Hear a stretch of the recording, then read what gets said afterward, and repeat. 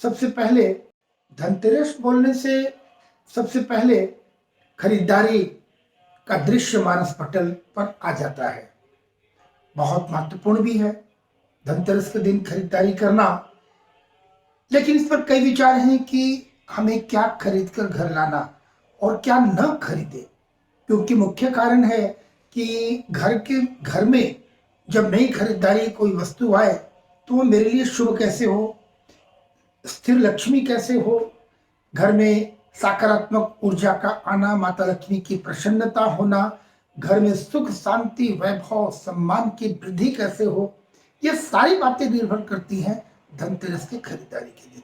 निश्चित रूप से सभी जानते हैं कि धनतेरस में भगवान धन्वंतरी की पूजा की जाती है, रात्रि के समय यमदीप जलाया जाता है। ये बातें अलग है, कितने भी हम चर्चा करेंगे खरीदारी से संबंधित। यह बताना आवश्यक है कि खरीदारी में क्या चीज आप खरीदे, यह भी चर्चा करूंगा कि किसे नहीं, क्या चीज नहीं खरीदना है। तो सबसे पहले मैं बताऊं आपको जो ना खरीदने वाली बात है, क्योंकि वहीं सावधानी की आवश्यकता है। दुकानों में जाए, मेले की तरह भीड़ लगी है, होनी भी चाहिए, बड़ी उत्सुकता है के साथ ये त्योहार मननी चाहिए, उत्सुकता है, होनी चाहिए। बिल्कुल खूब खरीदारी करें, हमारा देश बहुत समृद्ध हो, घर घर में लोग सुख समृद्धि की वृद्धि होती रहे और पूरा भारतवर्ष हमारा समृद्ध हो। लोहे की वस्तु, लोहा जो है वो शनिदेव के कारक है और शनिदेव के कारक के कारण यहां पर दीपावली और धनतेरस की बात कर रहे हैं, जबकि शनिदेव अत्यंत पूजनीय है, उनकी हम पूजा आराधना वंदना करते ही हैं, किंतु किस स्थान की बात है कि किस स्थान पर। जैसे यह भी जाने कि धनतेरस या दीपावली के दिन जो हम लक्ष्मी पूजन करते हैं वहां 4 लग्न होते हैं जिसे स्थिर लग्न कहते हैं। 9 राशियों में 4 ऐसी राशि है कि उस लग्न में पूजा की जाने से स्थिर लक्ष्मी की प्राप्ति होगी। वृषभ लग्न है, सिंह लग्न है, वृश्चिक है और कुंभ है। बाकी तीनों में तो होता है, कुंभ लग्न में पूजा करना हम लोग परामर्श नहीं देते हैं किसी को। आप करें तो वृषभ में करें, सिंह में करें और वृश्चिक में करें। तो स्थिर लग्न होने के बावजूद भी शनि के कारक लग्न होने के कारण उन्हें हम लोग परामर्श देते हैं कि ना किया जाए, क्योंकि शनि से संबंधित यहाँ कार्य हमारा नहीं है।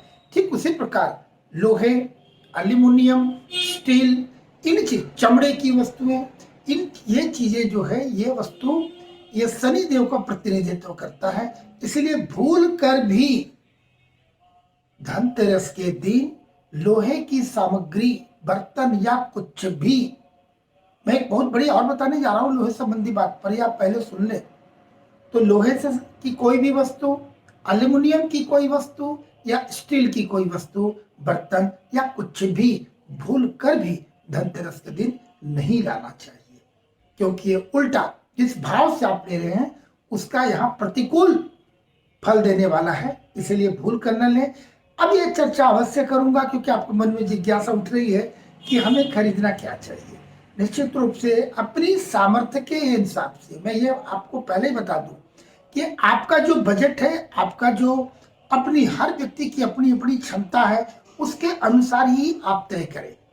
तो सोने की वस्तु, अब सोने चांदी में मुख्य रूप से सोने, चांदी, पीतल, तांबा, कांसा, इतने ही आप ले। पूजन से संबंधित जो भी है, आपके पूजा घर से संबंधित, पूजा से संबंधित सामग्री अवश्य ले। तो सोने, चांदी, पीतल, कांसा और तांबे, क्या आप सोने चांदी के आप सिक्के भी ले सकते हैं, आभूषण भी ले सकते हैं, मूर्तियां ला सकते हैं, बर्तन भी ले सकते हैं। तो ये लाना शुभ होगा, किंतु भूल कर भी, मैं जो बार बार आपको स्मरण करा रहा हूं, लोहा, एल्युमिनियम, स्टील दुकानों में भीड़ मिलेंगे, जानकारी की कमी के कारण इस प्रकार की भीड़ वहां देखने को मिल रहे हैं। आप वही अपनी सामर्थ्य के हिसाब से सोने, चांदी, तांबा, पीतल, कांसा वगैरह की ही चीज आप जो भी संभव हो वह लाए।